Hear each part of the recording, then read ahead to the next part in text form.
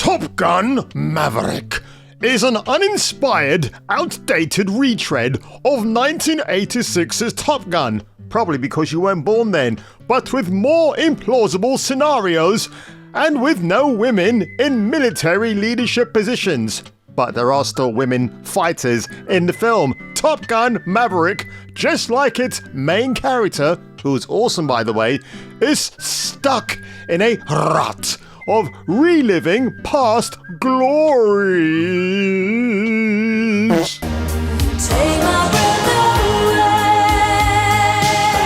away. Here we go. In 3, 2, 1.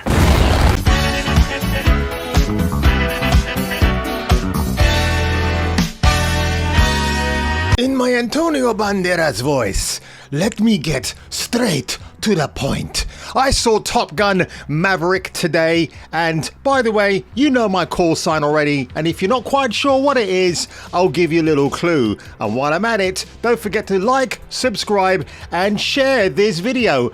I've been seeing some very weird things happening with my subs on YouTube. First it goes down, then it goes up, and then it goes down, and then.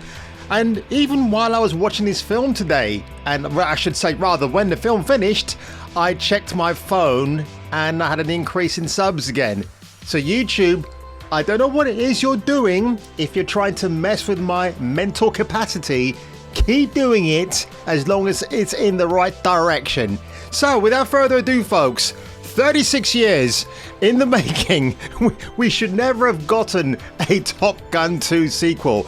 It was meant to happen in the 90s, didn't quite happen for whatever reason, and then I guess because Jerry Bruckheimer and Don Simpson, I will get to that particular gentleman in a minute, were doing other things, or Will Smith and Martin Lawrence, blah blah blah, you know what was going on there. So look, Joseph Kosinski, if you've seen Tron Legacy, which I absolutely love. It's not a perfect film, but my god, it's got one of the greatest soundtracks of all time. If you haven't checked out Daft Punk and that soundtrack, you're missing out. But back to the main topic today. Pete Mitchell, played by Tom Cruise, with an effervescent grin and the perfect hair. Now, the funny thing about this movie, if I was like locked away in a jail cell for 27 years or 36 years actually, and I came out and I saw this film, I would think this was a direct sequel to the 1986 movie, which is a real compliment. Whatever they did to this movie, it's I've got to give them hands down. It was fantastic. The IMAX cinema, which I saw it in, which by the way is being it's going to lose ownership from Odeon, and it's going back to BFI IMAX, which I think is the right thing to do.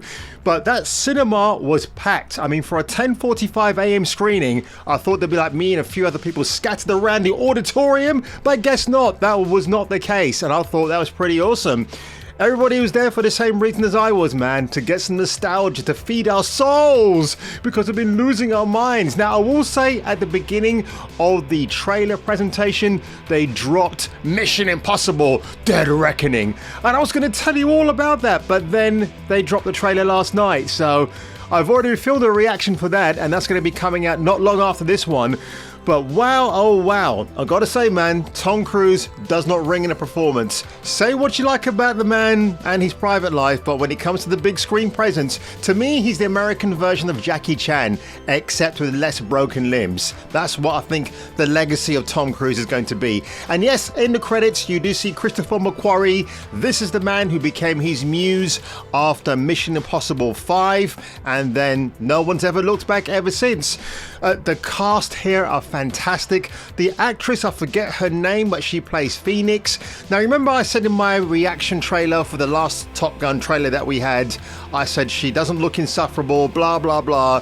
And guess what? She's not insufferable. In fact, like the rest of her male comrades, they're not a perfect bunch. They're a motley crew for the 2020s, not like the motley crew you'd expect in the 80s. I'm not talking about Vince Neil and his bad boys, but yeah, they're not a perfect bunch of people, and I dug that. They think they're perfect, but when they're brought into Rain by Tom Cruise's Pete Mitchell, it's a different story altogether. The actual story of the film is, I would say, it's non-linear compared to the original film, which I think which served this film very, very well. The third act, I'll get to that later on, but you get some great performances from Charles Parnell as Warlock. Now, he reminds me very much of Jester, as played by the great actor himself from Splinter Cell, Michael Ironside. Then, of course, you got Ed Harris as Kane and John Hamm as Cyclone. I got to say, my mouth was dribbling at the beginning when we see Tom Cruise and his P-51 Mustang he's restoring. The way that scene is shot, like, there are pivotal moments in this movie where you can just say to yourself, that's going to be my desktop wallpaper. Seriously, I mean, gorgeous, glorious shots. When this thing is out in 4K, I'm definitely buying that and a steelbook. Have I got a 4K player? No. Have I got a 4K TV? No. But one day I will, and these are my go-to films I will have in my collection. I will say right now, looking at the film calendar for this year, there aren't many more great films to be excited about, so I will say at this stage, nearing the end of May, I will say that Top Gun Maverick might be my favorite film of the year. It's nostalgia bait, it's fan service, it gives you what you want. One thing I loved about this film, for the very first 5 minutes, you know this is a sequel to Top Gun. You hear Harold Faltermeyer's iconic score, which is incredible. And then you see the music credits roll up. Then you've got Lorne Balfe and you've got Hans Zimmer. Those two individuals worked on the original Modern Warfare 2 back in 2007. So they bring their own little shtick here. Then you got Lady Gaga, of all people. I thought she was going to be doing her rendition of Take My Breath Away. The family film Top Gun on ITV. But no, she does a different composition at the end, and it was a bit not quite sure if I liked it. We do get the topless volleyball scene, and yes, the lady of the crew has a bikini top on. Doesn't show any bouncing jiggle physics, which I'd love to have seen, but whatever. But that aside, the film screeches to an emotional halt in the middle. And yes, I had a bit of a slow trickle, a bit of a cold trickle. If you get that reference, you're a better person than me. Yeah, it was coming down because it got really emotional. Did anybody film it? Did anybody upload it online so they can see what a pussy you are? No. Now, one thing I loved about this film was the nostalgia, the fan service. At the beginning of this film, it's a Don Simpson, Jerry Bruckheimer production. If you don't know who Don Simpson is, a legendary film producer. He lived a hedonistic lifestyle. He lived life to the full, and the guy died too soon. We never got to see the real full potential of what he had to offer, but my god, it was great to see that. And also in a previous reaction trailer for this film, I mentioned the fact that I hope they paid tribute to Tony Scott, and fair enough, at the end it's in loving memory of that man, the great man. I actually think he might be better than Ridley Scott, but I'm still weighing up the pros and cons of those two brothers. Now, one thing I really dug about this film was the human drama. It was really emotional, very impactful. The fact that Jennifer Connelly turned up as Penny Benjamin. Now, if you saw the original film, you would know that Goose and Maverick talk about making a pass at an admiral's daughter. She's the daughter. She's grown up, and boy, does she look good. She's running a bar in San Diego, California. Now, I don't know if it's Miramar, Fighter Town, USA. They refer to the place as North Island, so I'm not sure that's the name for San Diego. Someone in the comment box can tell me below. But you know what? As somebody who loves the military, I grew up with fighter planes, the images of war, and of course, you know, the time I grew up, it was a bit more respectable, a bit more sane, a bit more normal compared to what we've got now going on in the world of pop culture and everything else. So I can truly appreciate that. But wow, the actual stuff with Tom Cruise is in the F-18. That is just remarkable. There is no way now. I know there will be some naysayers who will be commenting, well, that's really Tom Cruise strapped in a cockpit in a studio. No, it's not, because there is no way that they could replicate special effects if they were shot indoors compared to outdoors. Case in point, when he's flying over a mountain, the way that shadow of the plane is cast against the mountainside, there is no way you can replicate that in a studio. It would be too costly, too expensive. So when you got someone like Tom Cruise who can fly a plane, you know what? Just get the man to do it. And he did a great job. I think he trained for 2 years before he got into the cockpit of the F-18. Now, at the beginning of this film, we see what I called the birth child of the SR-71, the Lockheed Blackbird. If you know that behemoth of a spy plane back in the 70s, 60s and 80s. Now, if that thing was capable of giving birth from its undercarriage, this is the vehicle that will pop out and just terrify you in the Mojave Desert, which is where this film first takes place. Now, the actual story of the movie is pretty substandard, but like I've said before, it's a more of a linear projection, which I like. And the pitfalls that come along with what's going on. But I gotta say, man, they really blew their load in the third act of this movie.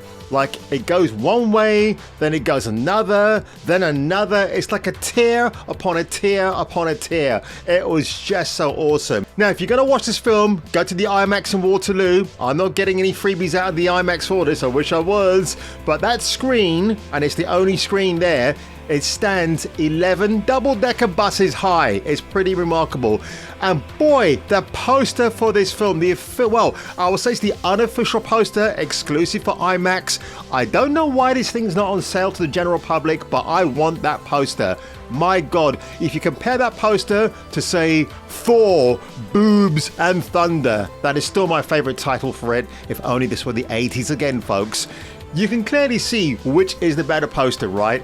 I mean, Tom Cruise's case, it's simplicity, it's nostalgia, and on the other side, well, he just got a bloated Marvel sequel filled with identity politics. That's the reason why Tom Cruise has never been in a Marvel film. He doesn't abide in that narrative. Marvel could not afford Tom Cruise, and if Tom Cruise was Iron Man before Robert Downey Jr., I think that would have been an awesome movie. Now, before I sign off today, my favorite hot doggers, back in 2015, I had a year of working in counter-terrorism. Obviously, I can't go into specifics of what I did. I will say this much, I saw the darker side of life, things that you wouldn't be aware of because you'd be going about your day-to-day business. But it certainly does change your perspective on things, and in respect to that, I've got to say, the men and women who work in law enforcement, in the military, land, air and sea, I salute you all for what you do. You're brave, you're courageous, you'll be asked to do things that any mere mortal wouldn't dream of doing. It might go against your ethics, but you got a job to do. You've got people and a world to protect, and I truly appreciate you. So if anybody from the military, all those walks of life, happen to watch this video, give me a salute down below, because I truly appreciate what you did and what you continue to do. And I've got to say one more thing as well. And what was that thing I was going to say? Oh yes, I will hope that Top Gun Maverick will actually wipe the floor with Doctor Strange in the multi-woke of madness. This movie deserves to do that. And by the reaction of the audience today, and I think because nostalgia bait can be done right, it's been done right before by Sony, not so well by Disney and Marvel, but Paramount and Tom Cruise, they got their shit together and they gave us just a beautiful film. Like, there's even a callback to the beach house that Kelly McGillis stayed in 1986, and I believe if it's the same house, it's now occupied by the lovely and heavenly Jennifer Connelly as Penny Benjamin. So oh, what a lucky beach house that is. So on that one, folks, if you enjoyed this video today, make sure you leave your call sign below. Who's your call sign and why?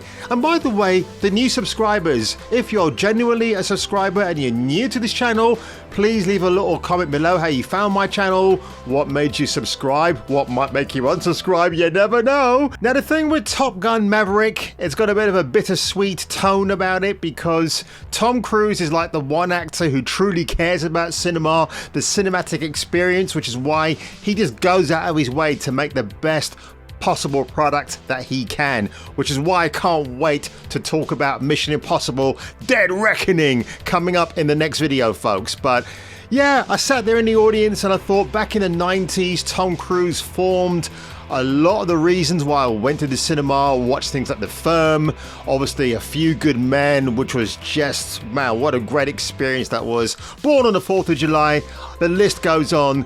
And, you know, we don't have that now. Obviously, the pandemic kind of set that to ruin, but I don't really blame the pandemic as much, but more the direction that movie studios are going in now. You know, Marvel and Disney, you've heard me rant about that on this channel enough. That's probably something that's going to give you more content in years to come. But when you look at the grand scale of things in terms of whetting our appetites to go to the cinema, I can't really see it in the same way anymore, because maybe like video game development, movie producers and directors and writers are just struggling to think what might be the big thing to pull the audiences again. And in the case of studios like Warner Brothers, they've got a back catalogue of things they can go to that is too dumb and too stupid to even realise what they've got on their hands. And on that one, folks, if I were you, I would check me out on the next video somewhere in the danger zone. I'm gonna ride to the danger zone. Why did this happen? Like and subscribe, or get your nuts Krogan crushed. Didn't work out the way you thought, did it?